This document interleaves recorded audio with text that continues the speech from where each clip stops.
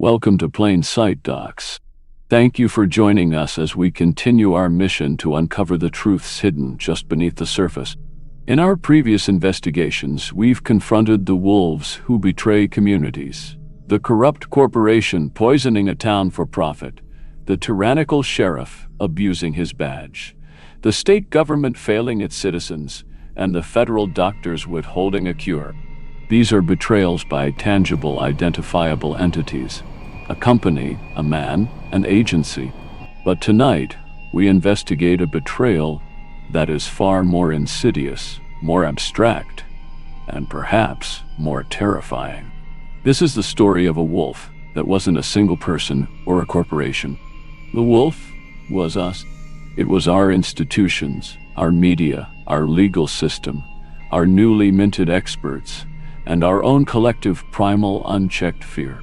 We are diving deep into one of the most bizarre, destructive, and cautionary chapters in modern American history, the McMartin Preschool Panic. This is the true story of how a single, unverified, and later recanted allegation against a small family-run daycare in a quiet, affluent California suburb spiraled into the longest, most expensive, and most sensational criminal trial in United States history.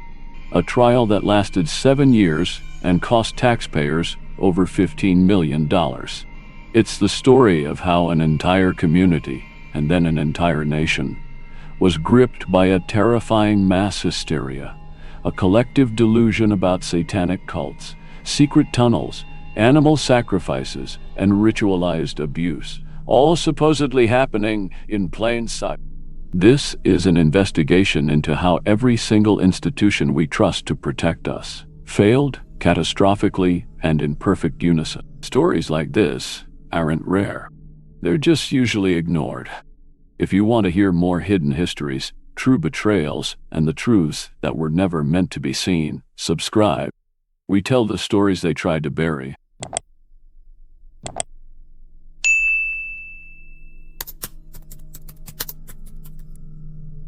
To understand the sheer magnitude of the firestorm, you must first understand the placid, unsuspecting, and almost absurdly idyllic town where the match was first struck. Manhattan Beach, California, in the year 1983. This was not a place of darkness, crime, or conspiracy. It was the absolute epitome of the sun-drenched, affluent, Southern California dream. A wealthy, protected, coastal community, overwhelmingly white, populated by successful professionals. Doctors, lawyers, aerospace engineers working at nearby defense contractors, and entertainment industry executives. It was a place defined by pristine beaches, million-dollar homes, top-ranked public schools, safe, tree-lined streets, and a profound, almost palpable sense of security and privilege. It was, by all accounts, one of the very last places on Earth one would expect to find a dark, sprawling, multi-generational conspiracy of unmitigated evil. At the heart of this idyllic community, catering to its many working, affluent families, was the McMartin Preschool. It was not a faceless, low-budget corporate chain. It was a local family-run and highly respected institution. It had been founded in 1967 by Virginia McMartin, the elderly, well-regarded matriarch of the family, known to all as Peggy. By the early 1980s, the school was run by Virginia's daughter, Peggy McMartin Bucky, and involved several of Peggy's adult children, including her 25-year-old son, Ray Bucky Stadachana. Ray, a large, somewhat quiet young man, was a teacher's aide, often described by parents as gentle, loving, and particularly good with the children. The McMartin School was not just a daycare. It was a beloved institution. It was one of the largest and most prestigious preschools in the area, serving hundreds of families from the affluent South Bay community over the years. It was a place of deep implicit trust, a place where the local elite felt perfectly secure, leaving their most precious possessions, their children. On August 12, 1983, that profound trust was shattered.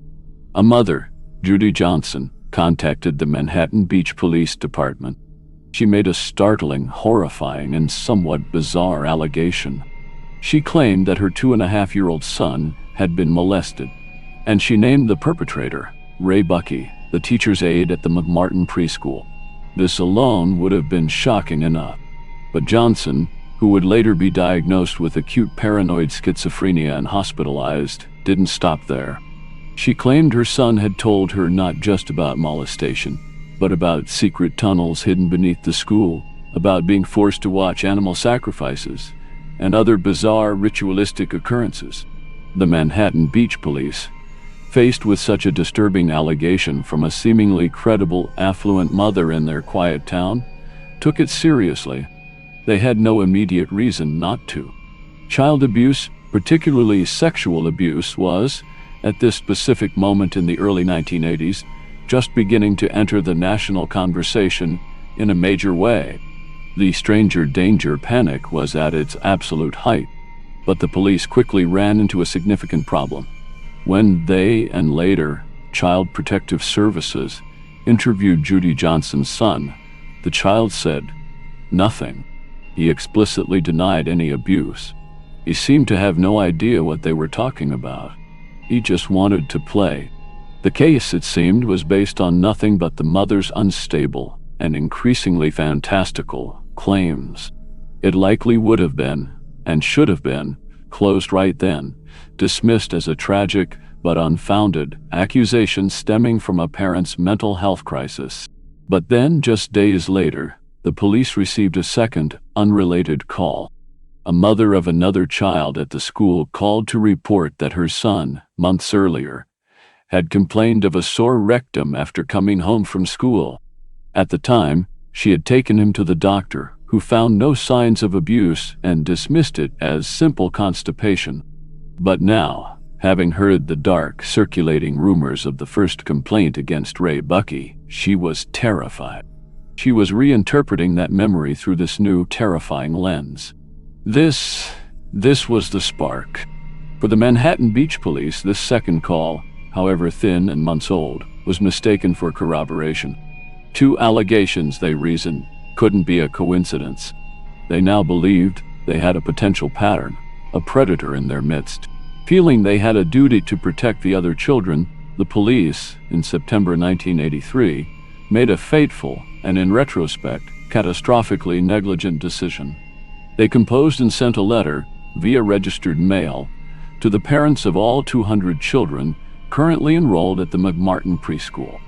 This letter was not a cautious, carefully worded inquiry. It did not speak of unverified allegations. What? It was a stick of dynamite thrown into a tinderbox of 1980s. Parental anxiety. The letter stated as fact that the police were actively investigating reports of child molestation that had occurred at the school.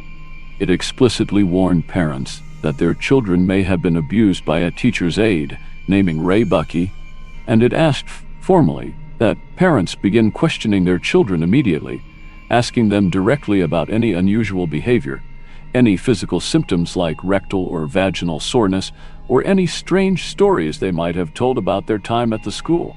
The reaction was not calm. It was immediate, explosive, and total.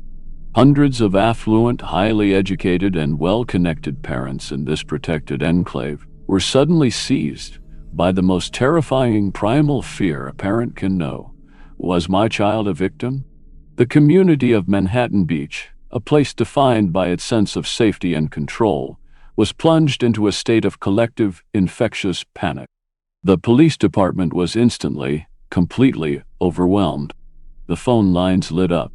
Dozens, and then over 100 panicked parents called in, now reinterpreting every single normal, quirky, or confusing childhood behavior through this new, terrifying lens. Did their child have a stomach ache? Was it abuse?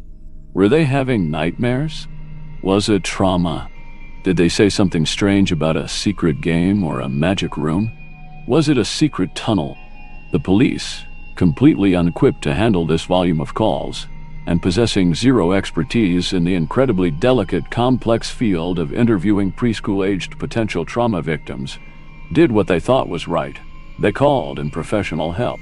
They turned to a place called the Children's Institute International, or CE, a respected high-profile Los Angeles clinic that specialized in child abuse. And specifically, they turned to a therapist there named McMartin. This decision, made with the absolute best of intentions, to believe the children and bring in experts, would prove to be the single most disastrous turning point in the entire case.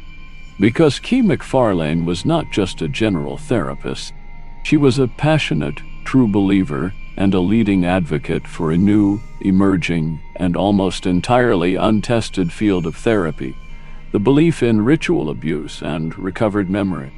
She, and a small but vocal group of therapists at the time, genuinely, fervently believed that a vast underground international conspiracy of elite, organized, Satan-worshipping cults was systematically infiltrating daycare centers across the nation to kidnap, torture, rape, and sacrifice children in bloody, secret rituals. This belief did not come from a vacuum. The early 1980s was the dawn of the Satanic panic. It was fueled by sensationalized media reports about Dungeons and Dragons, heavy metal music, and a few isolated bizarre crimes. A fraudulent, completely fabricated book called Michelle Remembers, published in 1980, which detailed a woman's recovered memories of being abused by a satanic cult as a child, had become a massive bestseller, accepted as fact by many, including therapists and law enforcement. McMartin was a proponent of this theory. She wasn't just a therapist, she was a crusader.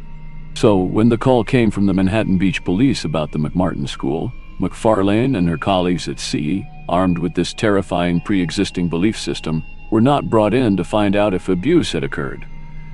We're not adored.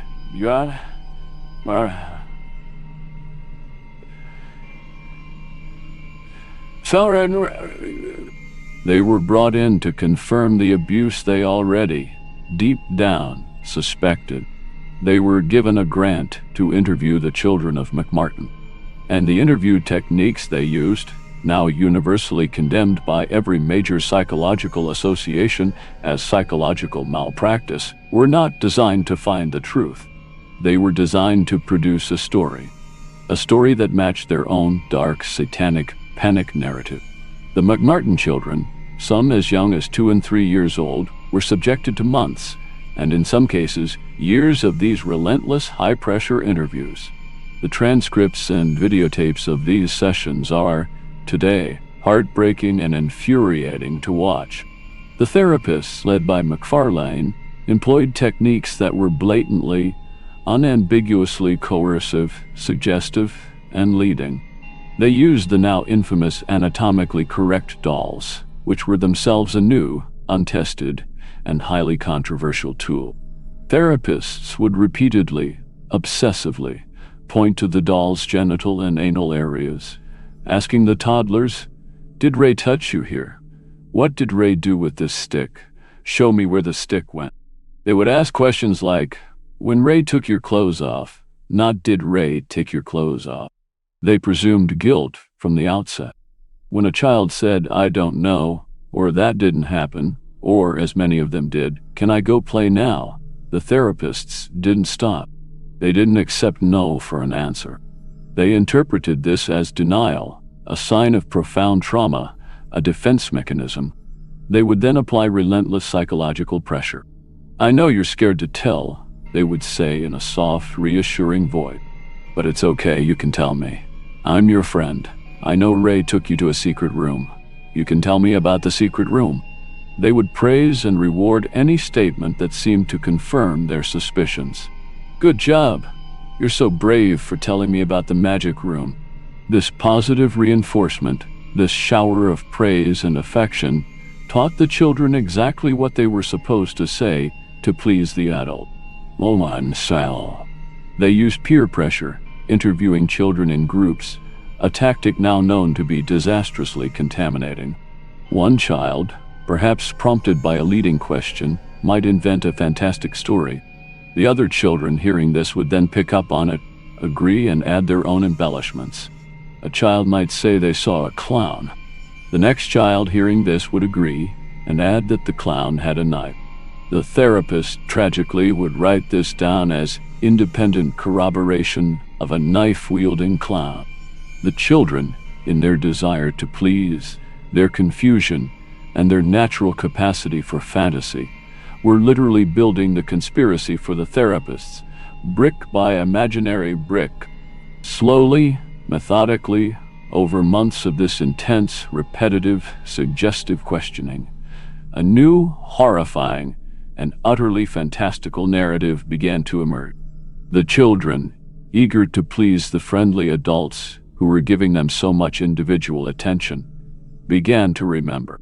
They remembered not just simple, tragic molestation, but bizarre, impossible, cinematic details. Details that, coincidentally, mirrored the therapist's own fringe beliefs about satanic ritual abuse. They remembered secret tunnels hidden under the school, tunnels that led to secret rooms, tunnels that led to churches, tunnels that led to the beach. They remembered being flown in airplanes to remote locations, only to be back at school by the time their parents picked them up.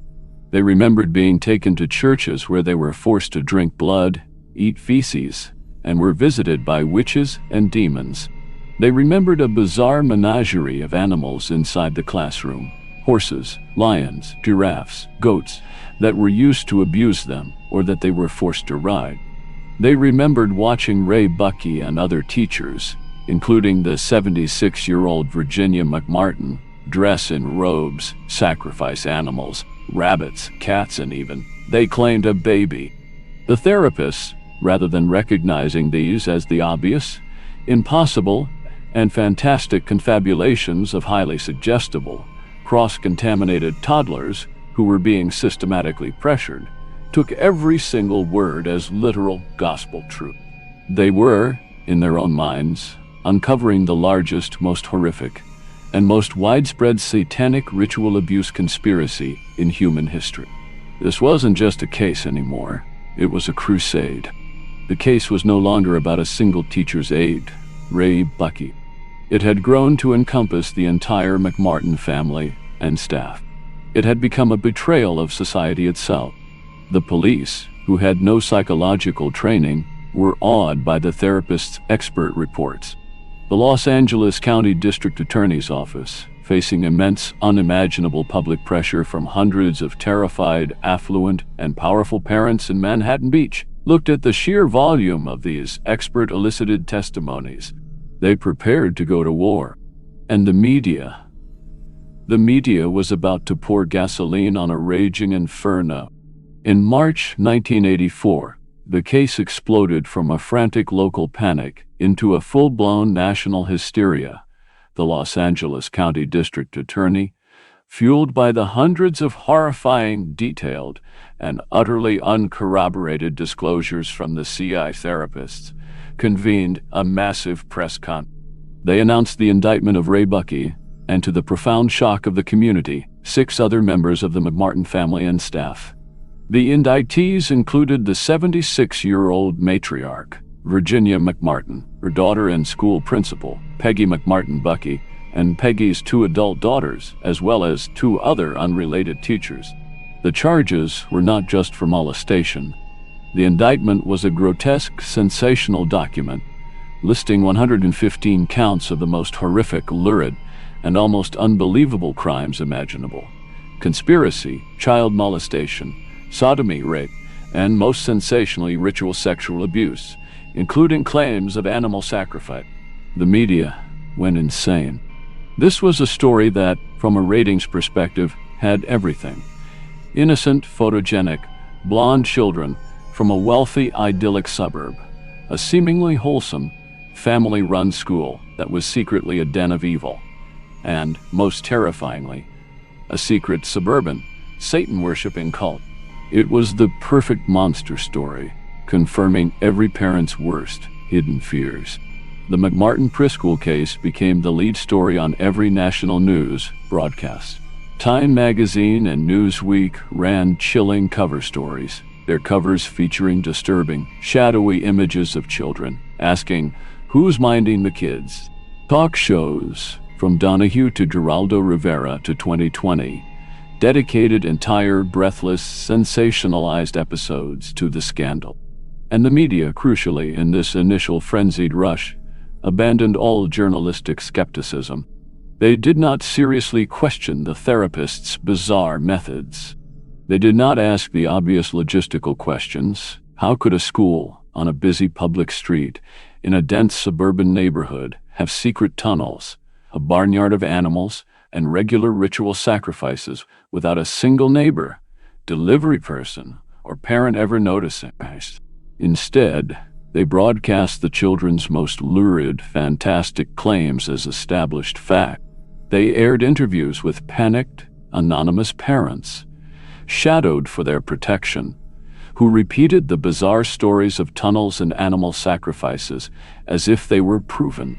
They portrayed the McMartin family, particularly Ray Bucky, as unadulterated monsters, their guilt a foregone conclusion. This media firestorm had a terrifying, contagious effect. It lit the spark of the satanic panic that would sweep across America, Canada, and Europe for the next decade. Suddenly, other parents in other towns, having seen the McMartin story, began to fear their own local daycares. Copycat cases, fueled by the same media-driven hysteria, prosecuted by ambitious DAs, and based on the same flawed, coercive therapeutic techniques, erupted in places like Bakersfield, California, Wenatchee, Washington, Edenton, North Carolina, and dozens of other communities. The McMartin model, a single, lurid allegation, followed by a panicked letter to all parents, followed by coercive interviews with children, leading to fantastic claims of ritual abuse and satanic conspiracies, became a terrifyingly effective and destructive legal and media playbook. Innocent daycare workers, teachers, and sometimes even parents across the country were accused, arrested, and jailed, some for decades, their lives utterly destroyed based on recovered memories that were, in fact, manufactured by the very system claiming to protect children. The betrayal was no longer confined to Manhattan Beach. It had gone viral. Back in Los Angeles, the McMartin case itself descended into a legal and financial black hole. In March 1984, the 7 defendants were arrested in a series of dramatic televised raids. Ray Bucky, the central figure, was held in jail. The others were eventually released on bail, but their lives were over. They were pariahs. Their school was shuttered, their finances drained, their reputations permanently destroyed. The pre-trial process itself became a circus, dragging on for years. The prosecution, led by the Los Angeles District Attorney's Office, was convinced they had an airtight case, based on the expert testimony of Key McFarlane and the sheer volume of the children's statements. They spent millions of taxpayer dollars on the investigation. They conducted the single most expensive dig in criminal history, excavating the entire playground and school property, searching for the secret tunnels the children had described. They found nothing. No tunnels. No animal bones. No bloodstains. No secret rooms. No physical evidence whatsoever to corroborate any of the bizarre ritualistic claim. The only evidence was the children's testimony. And that testimony, the prosecution soon learned, was a house of cards. As the children grew older, away from the influence of the coercive therapists, their stories began to change. They began to recant. Years later, many of the star witnesses, now young adults, would state on the record that they had no memory of any abuse at all. They described the therapy sessions, saying, "They just kept asking and asking. I told them what I thought they wanted to hear." One child, who had given one of the most graphic accounts, was later found to have been coached by his mother, the original accuser, Judy Johnson, who, as it turned out, had a history of profound mental illness. The defense, led by a tenacious attorney named Danny Davis, slowly, painstakingly began to dismantle the state's case. They focused, correctly, on the therapists. They brought in their own, more credible scientific experts on child memory, like Dr. Elizabeth Loftus, a pioneer in the field. Dr. Loftus and others testified that children's memories are incredibly fragile, highly suggestible, and that the techniques used by Key McFarlane and her team were not just flawed. They argued that the therapists hadn't uncovered a conspiracy. They had invented it by systematically implanting their own bizarre satanic fantasies into the minds of suggestible, frightened toddlers. The betrayal was multi-layered. The children were the first victims, not of the McMartins, but of the therapist. The McMartin family members were the second victims, their lives, careers, and freedom stolen by a justice system run amok. A system that had failed in its most basic duty, to find the truth, not to manufacture a monster in plain sight. The media firestorm ignited by the March 1984 indictments created a terrifying, self-perpetuating feedback loop of pure hysteria. The sensational, uncritical, and relentless press coverage, which broadcast the most lurid, impossible claims as fact, terrified the American public. This public terror, in turn, placed unimaginable crushing pressure on the Los Angeles County District Attorney's Office, led by the ambitious E.R.A. Reiner, to secure a conviction at all costs. To fail, at this point, would be to admit that the entire panic was a mistake, an admission no prosecutor or politician was willing to make. The Satanic Panic was no longer a fringe theory discussed in tabloids. It was now, for all intents and purposes, the official state-sponsored narrative of the County of Los Angeles. The 7 indicted McMartin defendants, 76-year-old Virginia McMartin, her daughter Peggy McMartin Bucky, Peggy's 25-year-old son Ray Bucky, Peggy's 2 adult granddaughters, Peggy Ann Bucky and Virginia Bucky, and 2 other teachers, Mary Ann Jackson and Babette Spiegler, were now, quite literally, the most infamous and reviled people. They were the public faces of a monstrous nationwide conspiracy, the symbols of an unfathomable evil that had infiltrated the ultimate sanctuary, the suburban preschool. Their lives were not just disrupted, they were instantaneously, irrevocably destroyed. They were arrested in dramatic, televised raids, paraded before news cameras as captured monsters. Their bewildered, terrified faces splashed across every newspaper and magazine cover. Virginia McMartin, the elderly matriarch who had founded the school and been a respected community member for decades, was booked and jailed. The other female defendants were also jailed, eventually managing to make bail after their families scraped together every last cent, only to be released into a world that viewed them as baby-eating, blood-drinking Satanists. They faced a constant barrage of death threats. Their families were ostracized, their other relatives harassed. Their homes were vandalized, and their finances were completely, systematically obliterated, first by the loss of their school, and then by the astronomical mounting legal fees. But for the central accused, the man at the heart of the original, uncorroborated allegation, Ray Bucky, the situation was far, far worse.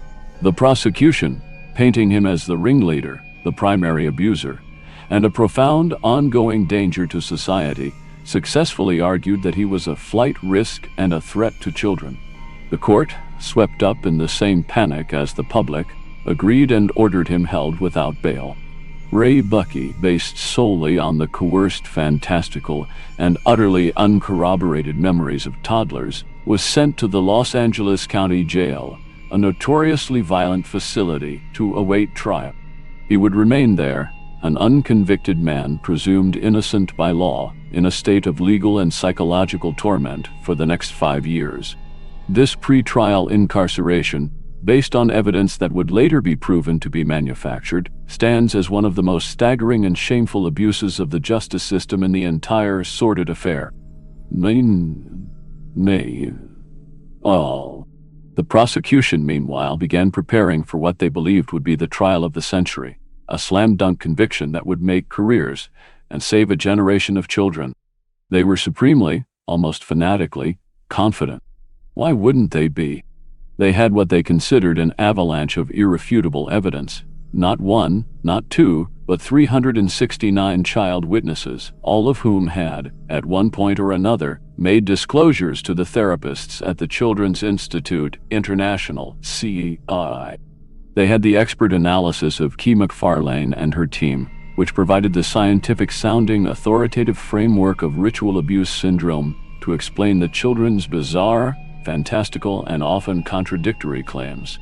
This syndrome conveniently explained everything.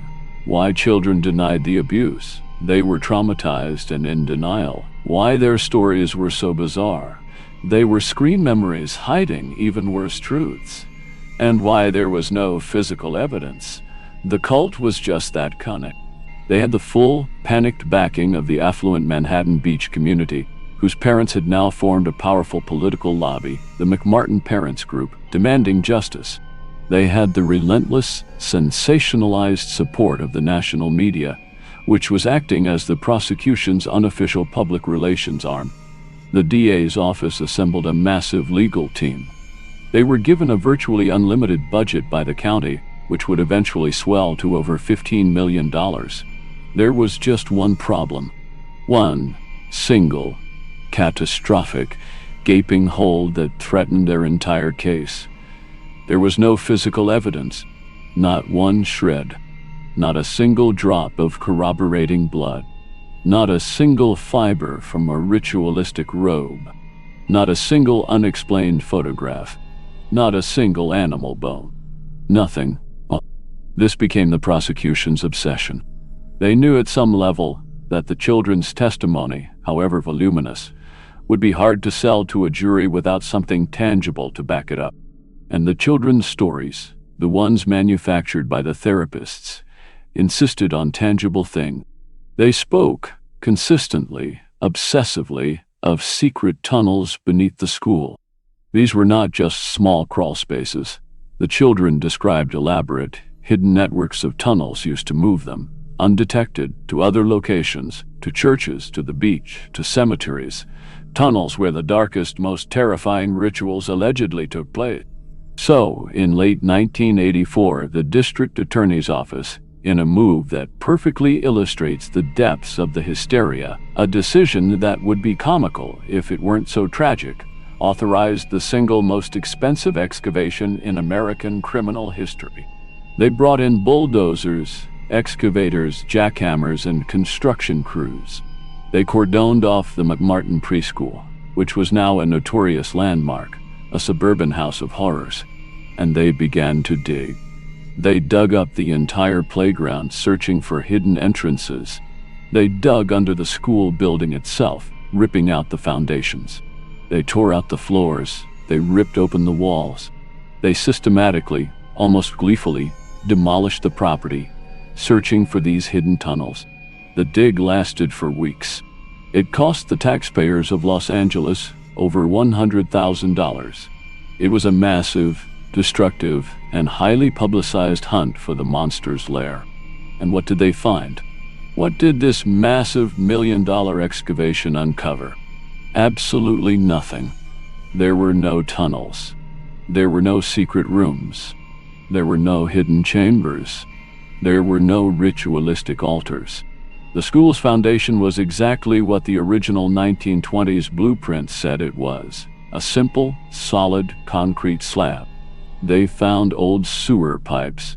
They found dirt. They found the remnants of an old, abandoned septic tank, which some investigators, in a pathetic attempt to save face, tried to claim was the secret room, despite it being entirely mundane and inaccessible. The hunt for the tunnels, the prosecution's most public and expensive search for corroborating evidence, was a complete, total, and humiliating failure. This catastrophic failure should have been a red flag.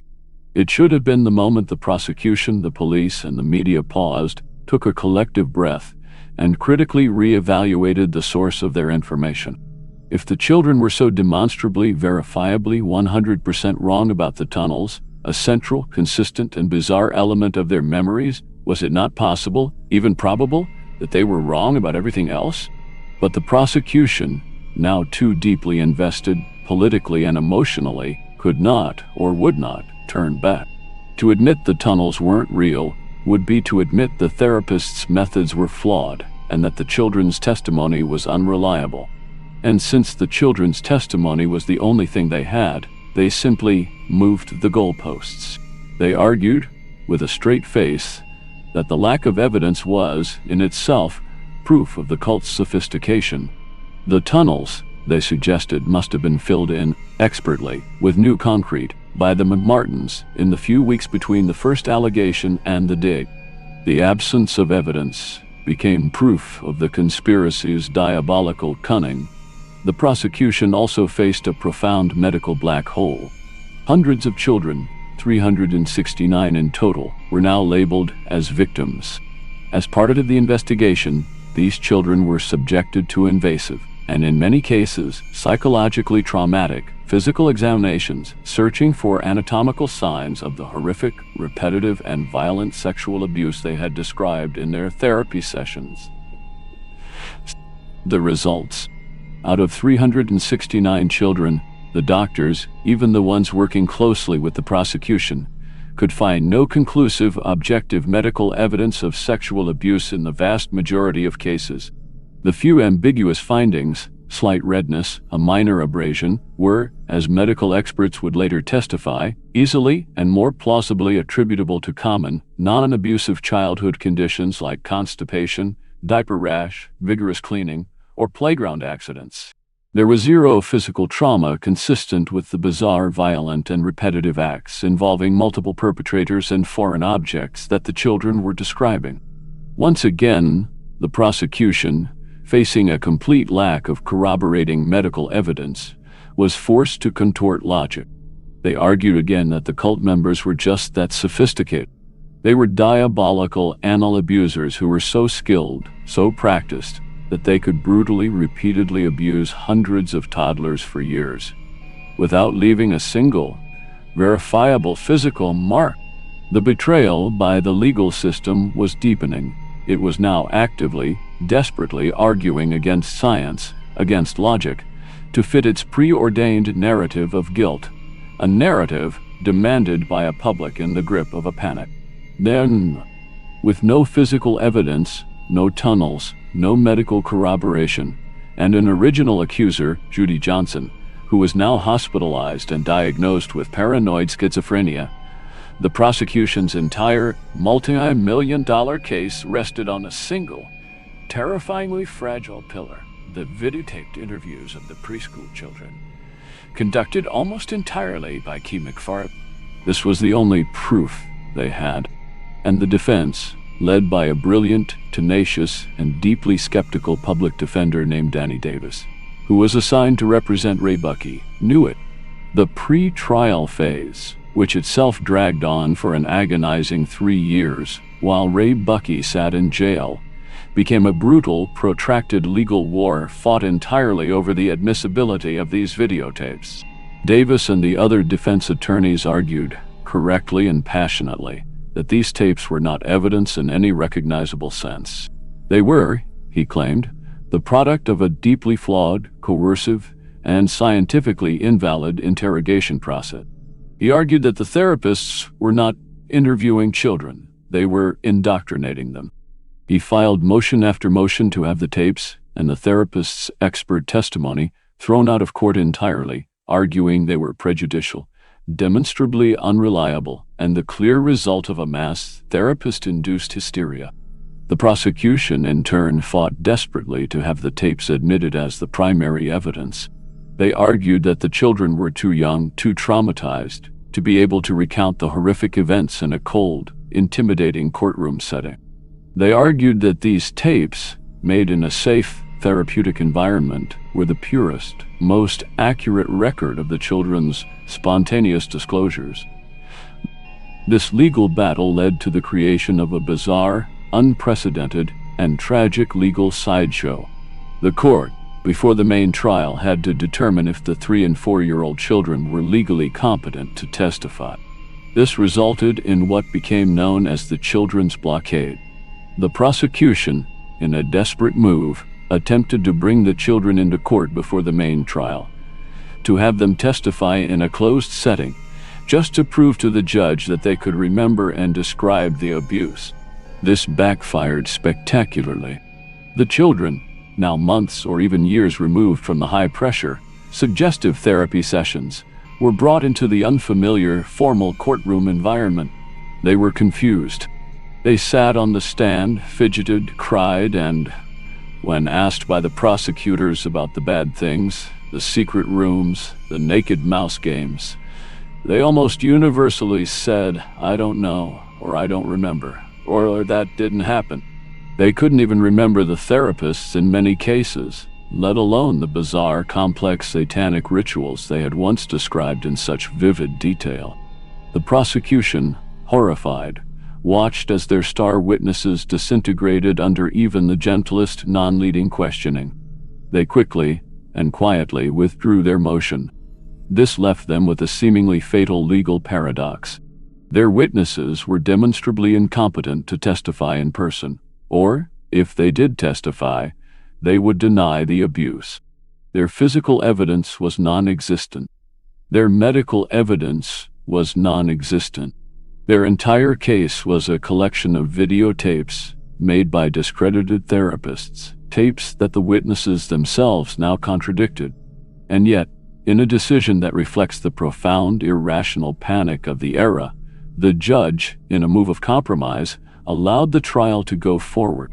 He ruled that the children would have to testify in person, but that the prosecution could, and in some cases, use the old, sensational videotapes to impeach their own witnesses, a surreal legal tactic where they would essentially be telling the jury, "Don't believe what therapist said this 3-year-old child is telling you under oath today. Believe what our therapist said this 3-year-old child said on this tape." In the face of this evidentiary collapse, the prosecution's case began to hemorrhage. The district attorney's office, facing the reality that they had no tunnels, no medical proof, and no competent witnesses for the most bizarre claims, was finally, reluctantly, forced to drop all charges against 5 of the 7 original defendants. The 76-year-old Virginia McMartin, the school's founder, was released, the charges against her dismissed. Her granddaughters, Peggy Ann and Virginia, were released. The other 2 teachers, Mary Ann Jackson and Babette Spetler, were released. After years of public humiliation, financial ruin, and living under the shadow of these monstrous accusations, they were told quietly that the state no longer had a case. There was no press conference apologizing for the error, but the DA's office politically could not or would not walk away completely. They had to convict someone. They had to justify the $15 million, the media circus, the panic. So they salvaged what little they had and proceeded to trial against only the 2 central figures, Peggy McMartin Buckey, Virginia's daughter and the school's principal, and her son Ray Buckey, the man at the center of the very first, uncorroborated allegation. The case, which had once implicated an entire family in a vast international satanic conspiracy, now rested on proving that these 2 individuals, a mother and son, had by themselves managed to abuse dozens of children in a sprawling, fantastical, yet somehow completely invisible, criminal enterprise for years. Finally, in July 1987, nearly 4 full years after the first allegation, and after Ray Buckey had already spent 3 years in jail, the main McMartin Preschool trial began. It would become the longest and most expensive criminal trial in American history. It would last nearly 3 full years on its own. The cost to taxpayers would swell to over $15 million. The jury, selected from a pool of thousands, would be sequestered for months on end. They would hear from 125 witnesses, including dozens of the children themselves, and be forced to sit through thousands of hours of agonizing, confusing, and contradictory testimony. The prosecution's case, led by prosecutor Lael Rubin, began with what they believed was their strongest asset, the children. But this, as foreshadowed in the pretrial hearings, immediately and disastrously backfired. The children, who were now aged 5, 6, or 7, were brought into the imposing alien environment of the courtroom. The experience was, by all accounts, traumatic for them and utterly devastating for the prosecution's narrative. They were not the clear, confident, traumatized accusers seen on the therapist's videotapes. They were small, frightened, confused children struggling to understand what was happening. When asked on the stand by the prosecutor to recount the horrific events, The tunnels, the airplanes, the animal sacrifices, the abuse, they had no memory of them. One after another, the state's star witnesses failed. When asked, "What did Ray do to you?" they would simply and honestly say, "I don't know," or "Nothing." The prosecution, in a desperate, surreal, and deeply disturbing move, was then forced to employ the tactic the judge had allowed. They would play the videotape of the child's 3-year-old self, made by McMartin, where the child, often under visible pressure, made the lurid accusations. They would then turn to the 7-year-old on the witness stand and ask, "Do you remember saying that?" The child, watching their younger self, would often just shake their head, confused, and say, "No." Or in one of the trial's most devastating and defining moments, one child, after watching his own taped testimony full of bizarre claims, simply looked at the prosecutor and said, "I don't know. I must have been just pretending." The jury was witnessing in real time the complete, agonizing collapse of the state's evidence. They were seeing, with their own eyes, that these children had no independent, stable, consistent recollection of the events they were supposedly traumatized by. The memories existed only on the tapes that were clearly the product of the therapist's obsessive, leading questions. The prosecution's case was evaporating. Neither she. The defense, led by the brilliant and tireless Danny Davis, then launched its masterful counterattack. Davis's strategy was simple, and it was the only one that could work. He would not attack the children. He would not and could not call them liars. He too would frame them as victims, but as victims of a different, and in many ways more insidious, form of abuse. An intellectual and psychological abuse perpetrated by the therapists and the prosecution. He would instead put the therapists and their methods on trial. He systematically, painstakingly, and brilliantly dismantled the credibility of McMartin and the entire Children's Institute International. He cross-examined McMartin for days, forcing her to admit her belief in satanic cults, forcing her to acknowledge her suggestive and coercive questioning methods, which were clearly visible on the tapes. He played tape after tape for the jury, showing the therapist's own words. "I know you're scared to tell, but I know it happened. You can tell me." He showed them how the children's stories were not spontaneous, but were built, piece by piece, by the therapist's own suggestions. Then, Davis brought in his own, world-renowned expert witnesses on the science of child memory, most notably Dr. Elizabeth Loftus, a cognitive psychologist and a leading pioneering researcher in the field of memory. Dr. Loftus's testimony was the scientific nail in the prosecution's coffin. She explained to the jury, in clear, academic, and authoritative terms, the now accepted concepts of memory malleability and suggestibility. She testified that children's memories, especially at preschool age, are incredibly fragile, unreliable, and highly profoundly susceptible to adult influence, suggestion, and pressure. She explained that children of that age often cannot distinguish between fantasy and reality, between a dream and a real event, or between something they were told happened and something that actually happened.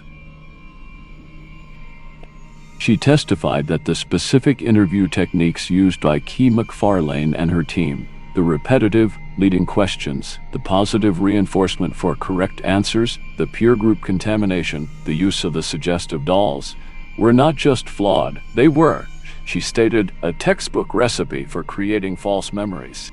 She argued, with the full weight of her scientific reputation, that the therapists had in all likelihood, however unintentionally, implanted these bizarre satanic stories into the children's minds, a phenomenon she called therapist-induced memory. The therapists, in their zealous, fanatical crusade to find a monster, had manufactured one. This expert testimony completely, and finally, reframed the entire narrative. The jury was now faced with two competing, and equally horrifying, betrayals. The prosecution's narrative of children betrayed by their trusted teachers, and the defense's narrative of children and teachers betrayed by a runaway, hysterical, and incompetent legal and therapeutic system. But the prosecution had zero physical evidence. They had zero medical evidence. And their star witnesses, the children themselves, were recanting on the stand. The defense, on the other hand, had the prosecution's own interview tapes, which clearly showed the coercive, leading questions. They had the evidence of the failed multi-million-dollar dig for non-existent tunnels. They had the lack of any medical corroboration. And they had the world's foremost expert on memory telling the jury, scientifically, how this entire house of cards was built. The prosecution's case, built on a foundation of pure, unadulterated moral panic, had evaporated under the disciplined, prolonged scrutiny of a courtroom. After 26 long months of testimony, the case finally went to the jury in late 1989. The jury, exhausted and overwhelmed, deliberated for a staggering 63 days. In January 1990, the verdicts were finally read. Peggy McMartin Bucky, the matriarch's daughter, was acquitted of all 52 charges against her. The jury found her completely, totally innocent.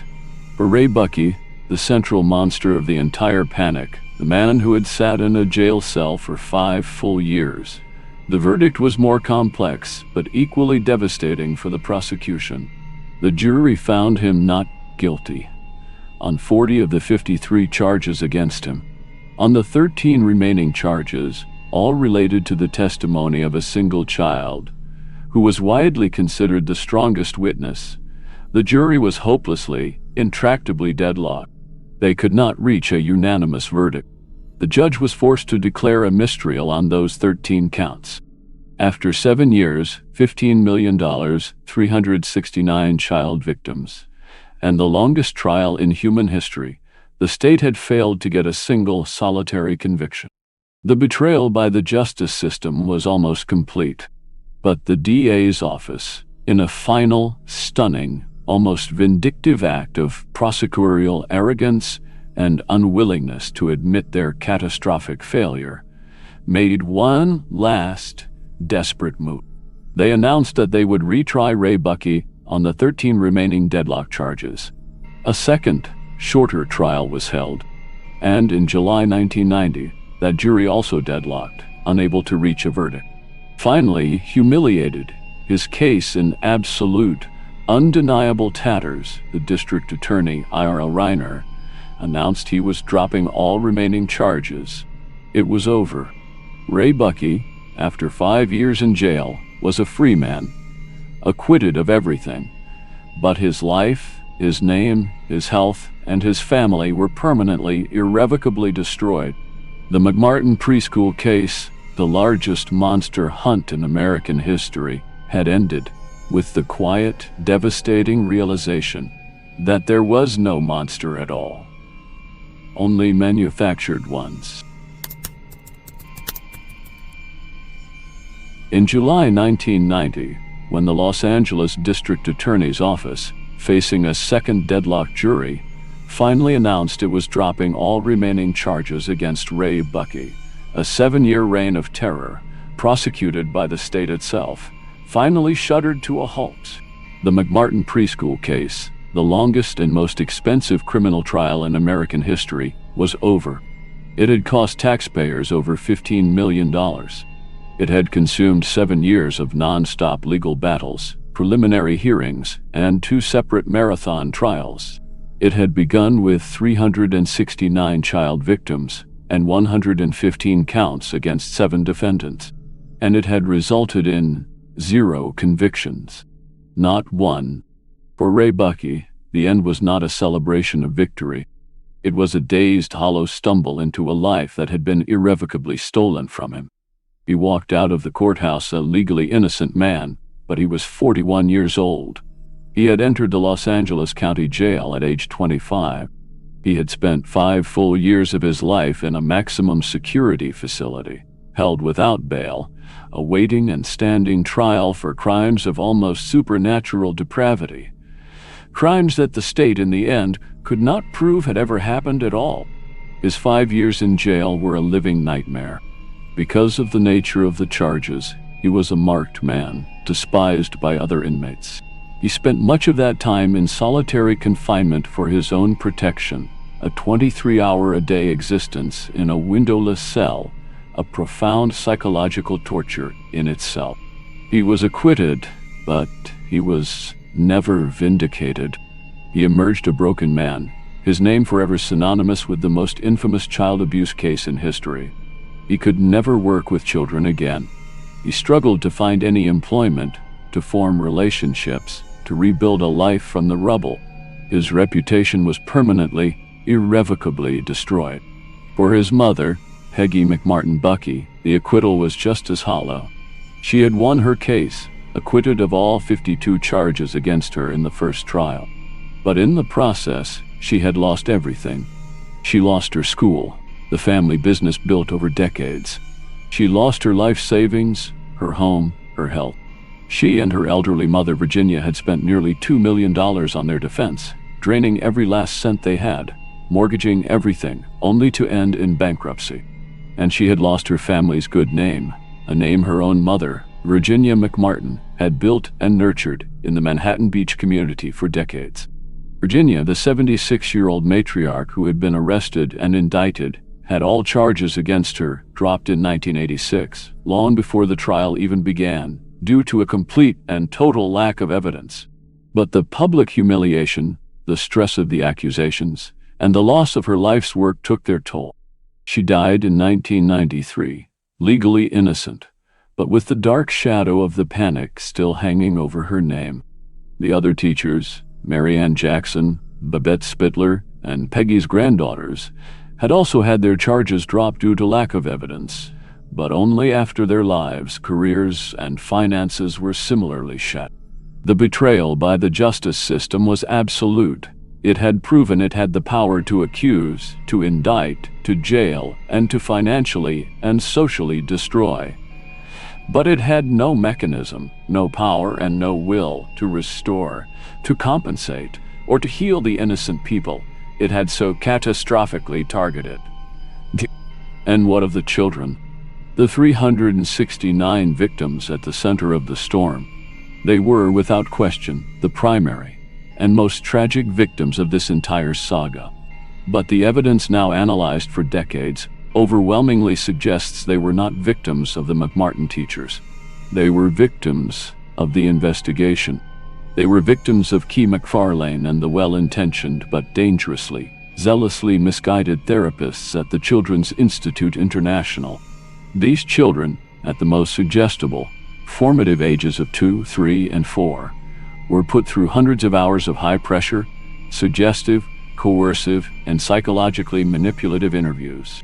They were told, repeatedly, by trusted adults, therapists, prosecutors, and most powerfully, their own terrified parents, that they had been abused in horrific, satanic ways, even when they denied it. The long-term psychological damage of this process was devastating, and for many, permanent. As these children grew into teenagers and adults, they were haunted by the memories the therapists had so skillfully implanted. They suffered from high rates of anxiety, depression, substance abuse, PTSD, and a profound fundamental confusion over their own life stories, their own past. Many, like Ray Bucky's own young niece, who had also been a victim witnesses against him, later publicly recanted their testimony. They stated clearly, as adults, that they had no independent memory of any abuse at all. They described the therapy sessions as confusing, scary, and coercive.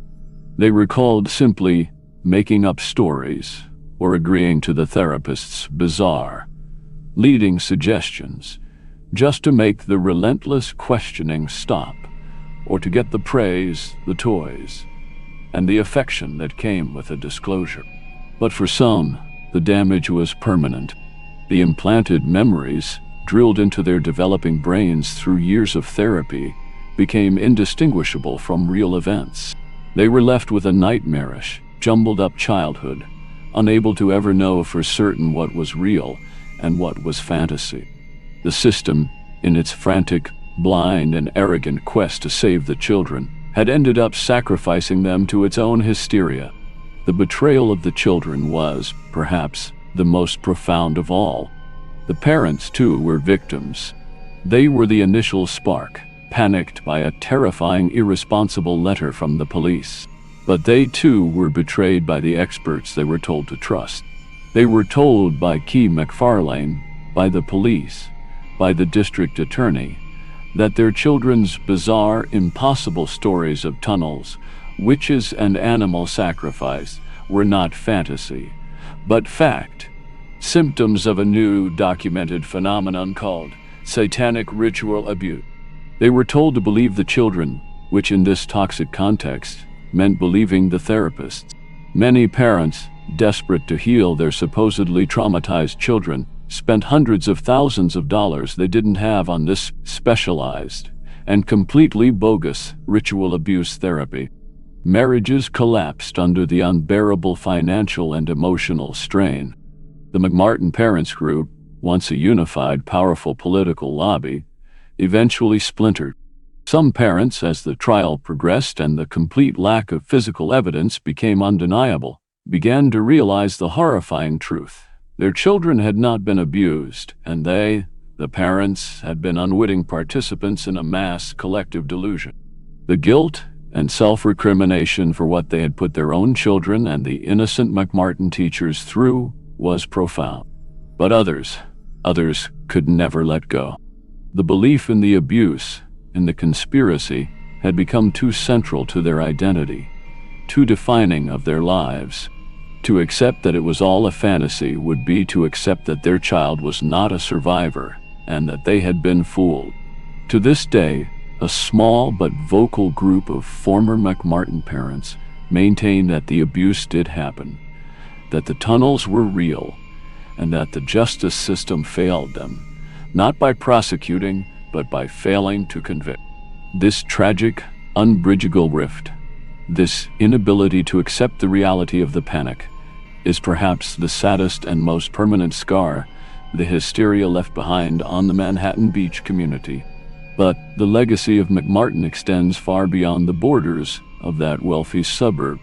The case was not an isolated phenomenon. It was, in fact, patient zero. It was the spark that ignited the nationwide satanic panic of the 1980s and 90s.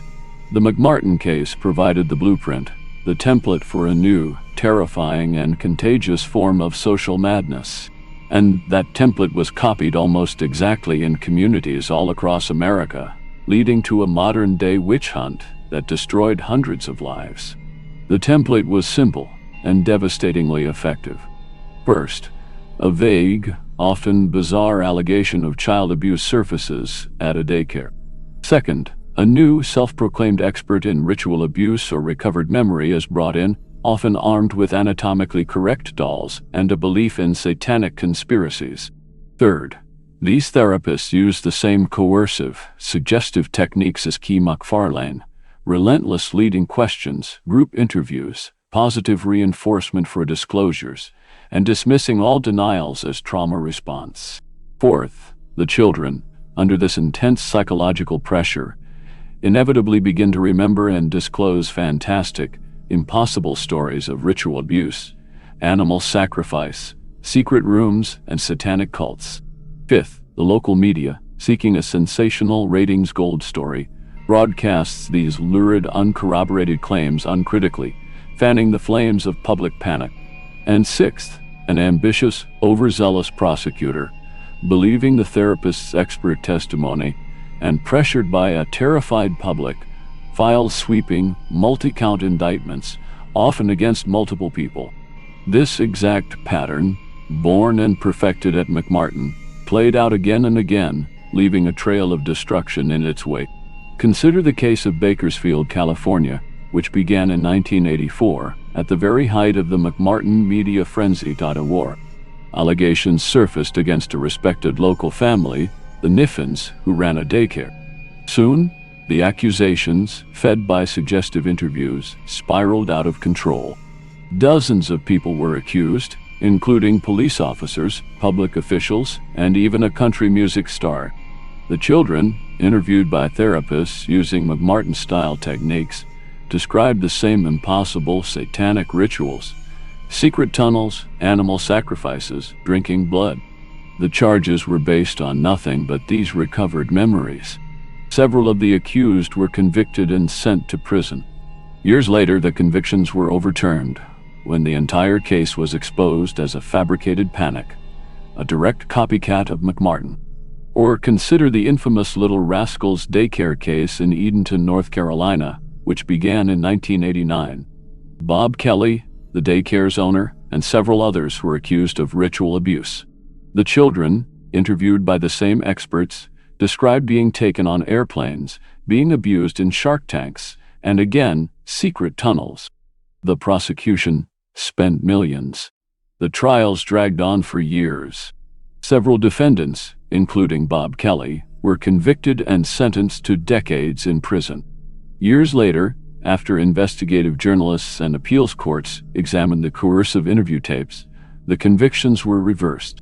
The defendants were freed, their lives in ruins, victims of the McMartin echo. Perhaps the most tragic and extreme example was the case in Wenatchee, Washington in 1994.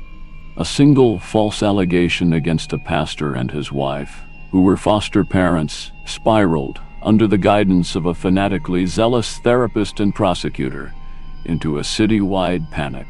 Dozens of adults, 43 in total, were arrested and charged with being part of a massive, intergenerational satanic cult called. They were accused of sacrificing children, of cannibalism, of orgies in the woods. The entire case was built, once again, on the recovered memories of children and adults, elicited through suggestive therapy. Many, facing life in prison, were pressured into plea bargains, confessing to crimes that never happened just to get a lighter sentence. Families were destroyed. Children were taken from their parents. It was a complete societal collapse, a witch hunt in the most literal sense. And its roots, its methodology, its very existence could be traced directly back to the McMartin model. The betrayal at McMartin wasn't just the destruction of 7 innocent lives in California. It was the creation of a monstrous blueprint, a virus, that the American legal and therapeutic systems would use to destroy hundreds more across the nation. The McMartin case serves as a terrifying study in social contagion, a phenomenon academics call a moral panic. It happens when a society becomes gripped by a fear, often of a perceived threat to its values or children, that is wildly disproportionate to the actual danger. The media fans the flames, law enforcement is pressured to act, and a folk devil, a person or group representing this evil, is identified. In this case, the folk devil was the daycare worker, the supposed Satanist hiding in plain sight. The case reveals how quickly our most trusted institutions, the police, the courts, the medical community, the press, can abandon skepticism, ignore evidence, and trample individual rights when caught in the grip of a powerful emotional and terrifying collective delusion. The betrayal wasn't just by a few bad therapists. It was a systemic failure of every check and balance we have, all undone by a primal fear. But if the first, dark part of McMartin's legacy is the destructive shadow of the satanic panic, the second, and more positive, legacy is the reckoning that followed. The McMartin trial, precisely because it was so long, so colossally expensive, and such a spectacular, undeniable, and public failure for the prosecution, became a crucial turning point. It was a $15 million disaster that forced the legal, psychological, and journalistic establishments to finally, critically, and painfully re-examine the very expert theories and flawed methods that had fueled the panic in the first place. The legal system was the first to adapt, out of sheer necessity and embarrassment. The McMartin defense, led by Danny Davis, had put the therapists on trial. They had successfully and scientifically demonstrated to a jury that the children's testimony was contaminated, manufactured by the coercive interview process. In the wake of the McMartin acquittals and the subsequent humiliating overturning of convictions in cases like Edenton and Wenatchee, courts across the country became profoundly skeptical of recovered memory testimony and ritual abuse claims. Judges began enacting new, much stricter rules for how and when children could testify. They began adopting, and in many cases mandating, new protocols for forensic interviewing, a new, scientifically based model designed to be non-suggestive, non-leading, non-coercive, and focused on gathering accurate information from the child rather than implanting it. The use of anatomically correct dolls, once seen as a revolutionary breakthrough, was severely restricted or banned in many jurisdictions, recognized now as a highly suggestive and often confusing tool that frequently sexualized normal non-abusive touching in a child's mind. The expert who claimed to be able to detect ritual abuse was no longer welcomed in court as a credible witness. The psychological community also faced a painful and long overdue internal reckoning. The McMartin case exposed a deep, embarrassing, and destructive rift in the field. On one side were the recovered memory therapists like Key McFarlane, who believed memory was like a video recorder and that trauma could be repressed and then recovered perfectly years later. On the other side were the scientific research-based cognitive psychologists like Dr. Elizabeth Loftus. Dr. Loftus, who provided critical, game-changing testimony for the McMartin defense, became a central and often vilified figure in what became known as the memory wars of the 1990s. Her decades of research on memory malleability, on how easily false memories could be created, implanted, and distorted through simple suggestion, was finally, reluctantly, accepted by the mainstream. The American Psychological Association, APA, the American Medical Association, AMA, and other professional bodies were forced to create special task forces. They issued official reports and statements that debunked satanic ritual abuse as a widespread, organized phenomenon. They formally condemned the exact coercive, leading, and suggestive interview techniques that had been pioneered and championed by the therapists in the McMartin case. The field of recovered memory therapy, once a media sensation and a booming industry, was largely discredited and pushed to the fringes, seen now by the scientific consensus as a dangerous, iatrogenic pseudoscience that caused trauma rather than heal. The media, the third pillar of the panic, was perhaps the slowest to reckon with its role.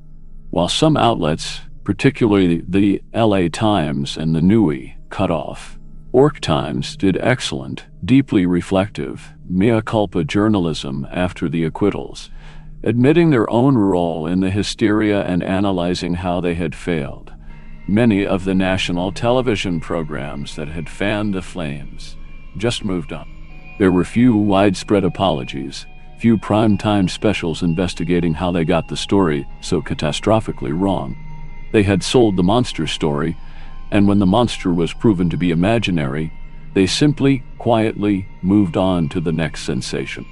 This lack of institutional accountability by the press is, itself, a key part of the McMartin legacy, a betrayal of the public trust that enabled the panic to spread so far, so fast.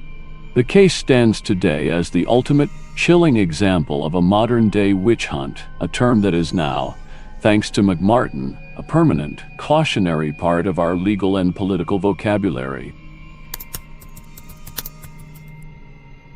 The acquittals and dismissals in 1990 did not end the McMartin story.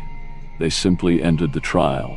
The verdict was not a magic wand that could undo 7 years of relentless, systematic destruction. The legal betrayal had concluded, but the human consequences, the deep permanent scars of hysteria, were only just beginning to be understood. The monsters that the therapists and prosecutors had manufactured in plain sight had been legally defeated, but the shrapnel from the explosion had wounded everyone, guilty and innocent, accuser and accused, permanently. The most visible, and perhaps most tragic, victim of this entire saga was Ray Buckey. When he walked out of the courtroom in July 1990, he was 41 years old. He had been arrested at 25. He had spent 5 full years of his young adult life in the Los Angeles County Jail, a notoriously violent, soul-crushing institution held without the possibility of bail. Because of the horrific, sensational nature of the charges, he was a marked man, considered the lowest form of life by the inmate population. He spent the vast majority of those 5 years, over 1,800 days, in solitary confinement, isolated 23 hours a day in a tiny windowless cell, not because he was violent, but for his own protection from the very real threat of being murdered by other prisoners who believed the media's portrayal of him as a satanic child killer. He emerged into a world that had moved on, but had not forgotten his name. He was legally innocent, but he was, in the court of public opinion, still the McMartin monster. His acquittal, buried on the back pages, received a fraction of the screaming front-page headline coverage that his indictment had. To much of the world, he was simply the one who got off on a technicality. His life, as he knew it, was over. His ambition to be a teacher was a cruel joke. He was unemployable, especially in any field involving children. He struggled for decades with odd jobs, landscaping, manual labor, constantly living under the shadow of his past, recognized by strangers, whispered about. He suffered from profound, complex PTSD, the result of 5 years of wrongful incarceration and the psychological trauma of being the central bogeyman for an entire nation's panic. He had lost his youth, his career, his family's reputation, and his anonymity. The state, having stolen 5 years of his life, offered him no compensation, no services, and no apology.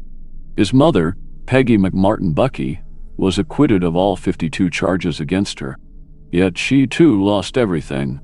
She had spent 2 years in jail herself before finally making bail. She lost her home. She and her elderly mother Virginia had been forced to spend nearly $2 million on their defense, liquidating every asset, every retirement account, every piece of property to fight the Leviathan of the state. They were left bankrupt, their health shattered by the stress. Peggy, once a respected preschool director, lived the rest of her life in relative poverty and obscurity, her name forever linked to the scandal. Her mother, Virginia McMartin, the 76-year-old matriarch who had founded the school, had all charges against her dropped in 1986. The prosecution, after years, finally admitted they had no evidence to even bring her to trial. But the damage was done. The school, her life's work, was gone. Her family was destroyed. She died just a few years later, in 1993, a legally innocent woman whose name was still synonymous with the most heinous crimes imaginable. The other defendants, the teachers Mary Ann Jackson, Babette Spittler, and Peggy's granddaughters, faced similar fates. Though the charges against them were also dropped for lack of evidence, they were unemployable, their lives shattered by the mere fact of having been accused. But the scars left on the defendants, however deep, were only one part of the tragedy. The children, the 369 supposed victims at the center of the storm, bore a different, and perhaps even more complex, burden. They were, without question, the primary victims of this entire saga. But, as the defense had argued, and as decades of research has now confirmed, they were overwhelmingly victims of the investigation. These children, at the most critical, plastic, and suggestible stages of their development, were subjected to an unprecedented, high-pressure campaign of psychological manipulation. For months, even years, they were pulled into therapy sessions with experts who, with the full backing of their terrified parents and the authority of the state, told them explicitly and repeatedly that they had been abused. The coercive interview techniques, now condemned as malpractice, were a form of psychological torture. The children were praised, rewarded, and given affection when they disclosed a detail of abuse, especially a bizarre or satanic one. They were ignored, pressured, or criticized when they denied the abuse, their denials dismissed as resistance or denial, a symptom of their trauma. The therapists, in their fanatical certainty, created the very trauma they claimed to be uncovering. The long-term psychological damage of this process was devastating. As these children grew into teenagers and adults, They were haunted by the memories the therapists had so skillfully implanted and reinforced. They suffered from high rates of anxiety, depression, substance abuse, eating disorders, and profound fundamental confusion over their own life stories. How could you trust your own mind when your most terrifying memories were false? Many years later, publicly recanted. One prominent former victim, Kyle, who had been a key witness, wrote a book as an adult. He stated, unequivocally, that he had no independent memory of any abuse at all. He described the therapy sessions as a confusing, scary, and coercive game. He recalled vividly the feeling of wanting to please the therapists and his mother, of understanding what the right answers were, of making up stories, or agreeing to the therapist's bizarre suggestions, just to make the relentless, agonizing questioning stop, or to get the praise and the toys that came with a good disclosure. Ray Bucky's own young niece, who had also been a victim witnesses against him, later stated as an adult that she had been terrified of the therapists and just told them what they wanted to hear. But for some, the damage was permanent, the false memories too deeply embedded. They were left with a nightmarish, jumbled-up childhood, unable to ever know for certain what was real and what was fantasy. They were left to wonder forever if they were a survivor or a liar.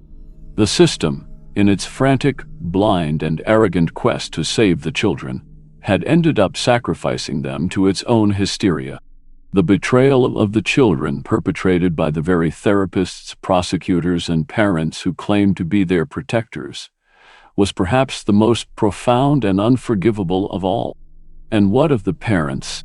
They too were victims, caught in an impossible trap. They were the initial spark, panicked by a terrifyingly irresponsible letter from the police. But they too were betrayed by the experts they were told to trust. They were told by Key McFarlane, by the police, by the district attorney, that their children's bizarre, impossible stories of tunnels, witches, and animal sacrifice were not fantasy, but fact, symptoms of a new, documented, and terrifying phenomenon called satanic ritual abuse. They were told repeatedly that to believe the children, a powerful, emotional slogan, meant believing the therapists. To doubt the therapists was to doubt their own child, to side with the abusers. Imagine the psychological torment. Your child, after months of therapy, is describing acts of unspeakable horror. The experts confirm it. The media confirms it. The DA confirms it. You are terrified, enraged, and desperate to help.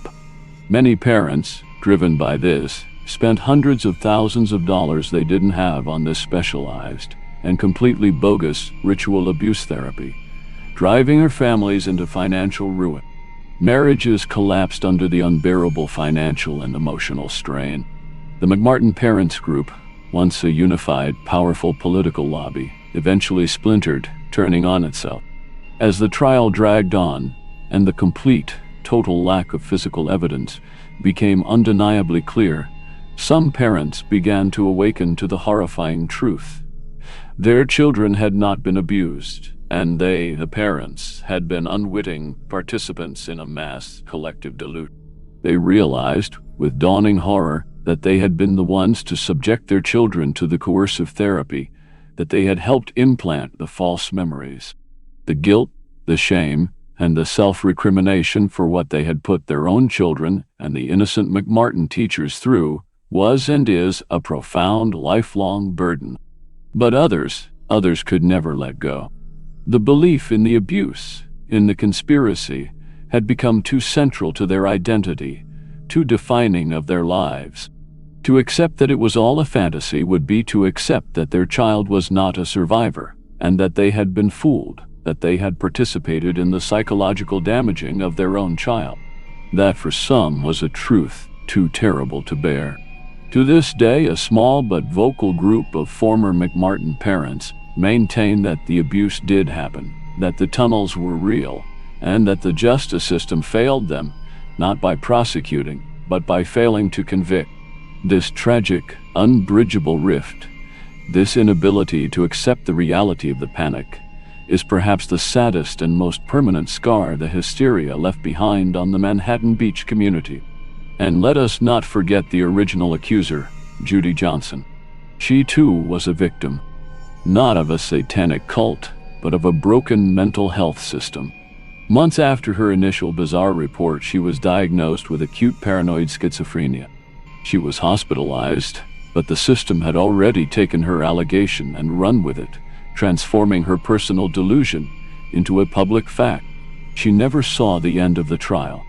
In 1986, while the case was still in its pre-trial phase, she died, likely from complications related to her alcoholism, which was itself a symptom of her severe mental illness.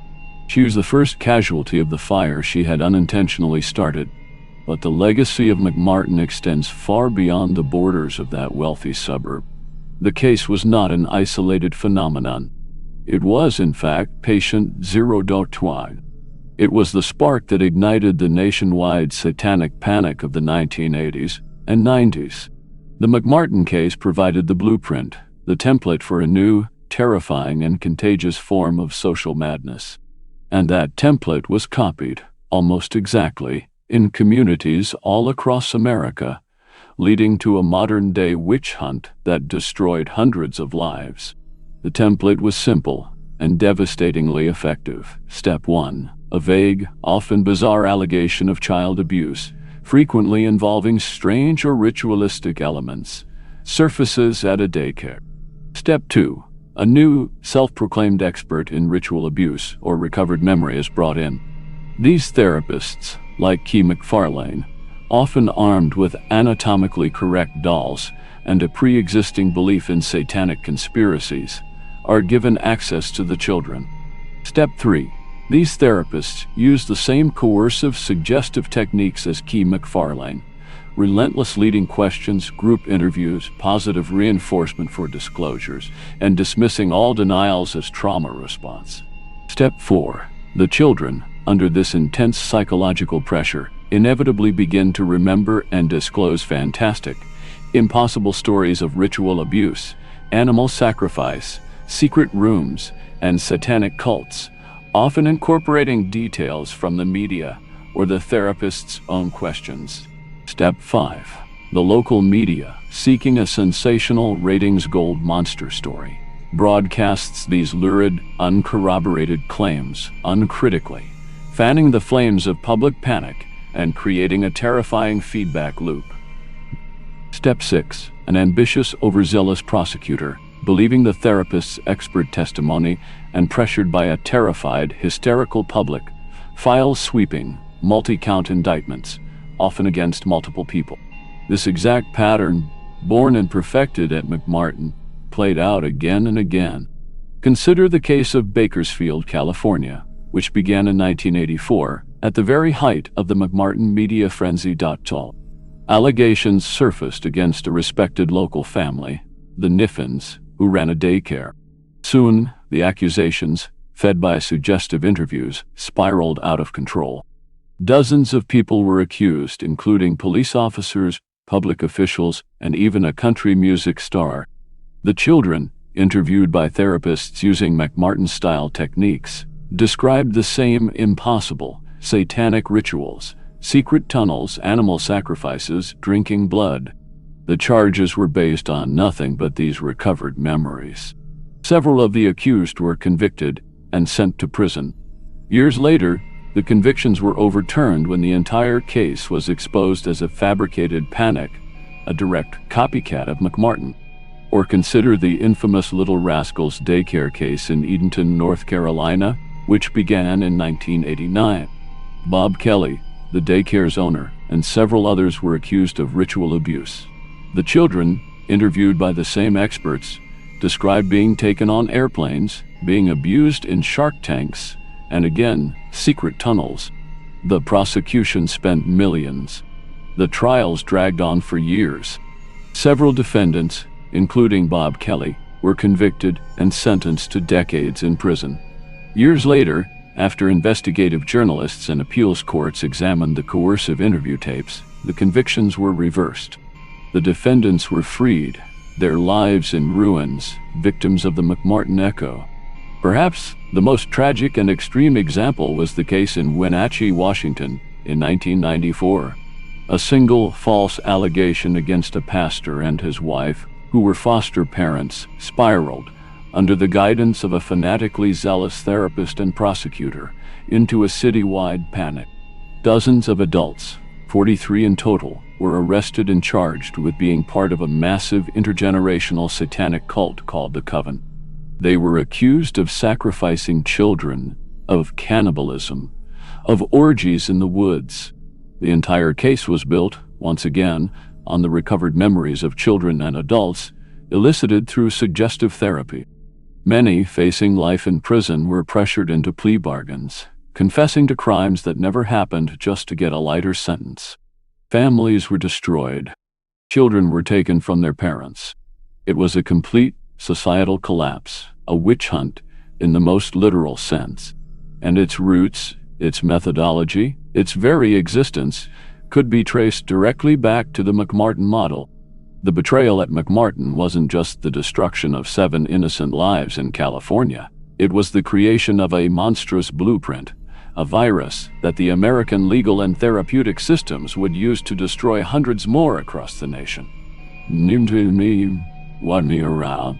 The McMartin case serves as a terrifying study in social contagion, a phenomenon academics call a moral panic. It happens when a society, or a community, becomes gripped by a sudden, intense fear, often of a perceived threat to its values, its safety, or its children, that is wildly, irrationally disproportionate to the actual danger, if any danger exists at all. The media fans the flames, amplifying the fear. Law enforcement is pressured to act, to do something. And a folk devil, a person or group who can be scapegoated and blamed for this anxiety, is identified. In this case, the folk devil was the daycare worker, the trusted neighbor, the supposed Satanist hiding in plain sight. The case reveals with horrifying clarity how quickly our most trusted institutions, the police, the courts, the medical community, the press, can abandon skepticism, ignore evidence, and trample individual rights when caught in the grip of a powerful, emotional, and terrifying collective delusion. The betrayal wasn't just by a few bad therapists. It was a systemic, cascading failure of every check and balance we believe protects us, all undone by a primal, irrational fear. But if the first, dark part of McMartin's legacy is the destructive, contagious shadow of the satanic panic, the second, and more positive, legacy is the painful reckoning that followed. The McMartin trial, precisely because it was so long, so colossally expensive, and such a spectacular, undeniable, and public failure for the prosecution, became a crucial, unavoidable turning point. It was a $15 million disaster that forced the legal, psychological, and journalistic establishments to finally, critically, and painfully re-examine the very expert theories and flawed methods that had fueled the panic in the first place. The legal system was the first to adapt, out of sheer necessity and professional embarrassment. The McMartin defense, led by Danny Davis, had put the therapists on trial. They had successfully and scientifically demonstrated to a jury that the children's testimony was not just unreliable. It was contaminated. It was manufactured by the coercive interview process. In the wake of the McMartin acquittals and the subsequent humiliating overturning of convictions in cases like Edenton and Wenatchee, courts across the country became profoundly skeptical of recovered memory testimony and ritual abuse claims. Judges began enacting new, much stricter rules for how and when children could testify. They began adopting, and in many cases mandating, new protocols for forensic interviewing, a new, scientifically based model designed to be non-suggestive, non-leading, non-coercive, and focused on gathering accurate information from the child, rather than implanting it. The use of anatomically correct dolls, once seen as a revolutionary breakthrough, was severely restricted or banned in many jurisdictions, recognized now as a highly suggestive and often confusing tool that frequently sexualized normal, non-abusive touching in a child's mind. The expert who claimed to be able to detect ritual abuse was no longer welcomed in court as a credible witness. The psychological community also faced a painful and long overdue internal reckoning. The McMartin case exposed a deep, embarrassing, and destructive rift in the field. On one side were the recovered memory therapists like Key McFarlane, who believed memory was like a video recorder, and that trauma could be repressed and then recovered perfectly years later. On the other side were the scientific, research-based, cognitive psychologists like Dr. Elizabeth Loftus.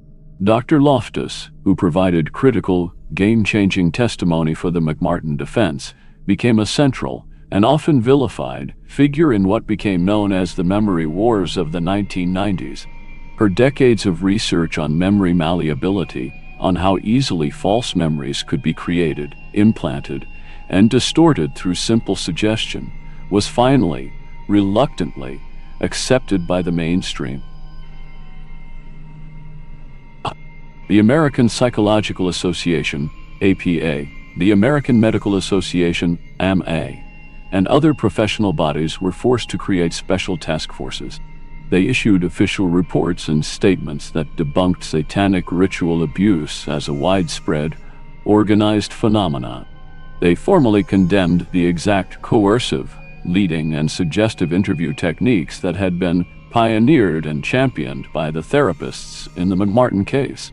The field of recovered memory therapy, once a media sensation and a booming industry, was largely discredited and pushed to the fringes, seen now by the scientific consensus as a dangerous, iatrogenic pseudoscience that caused trauma rather than healed it. The media, the third pillar of the panic, was perhaps the slowest to reckon with its role. While some outlets, particularly the LA Times and the New York Times, did excellent, deeply reflective, mea culpa journalism after the acquittals, admitting their own role in the hysteria and analyzing how they had failed, many of the national television programs that had fanned the flames just moved on. There were few widespread apologies, few primetime specials investigating how they got the story so catastrophically wrong. They had sold the monster story, and when the monster was proven to be imaginary, they simply, quietly, moved on to the next sensation. This lack of institutional accountability by the press is, itself, a key part of the McMartin legacy, a betrayal of the public trust that enabled the panic to spread so far, so fast. The case stands today as the ultimate, chilling example of a modern-day witch hunt, a term that is now, thanks to McMartin, a permanent cautionary part of our legal and political vocabulary.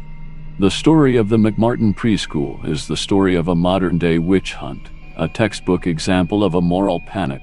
It stands as a terrifying monument to the power of collective fear.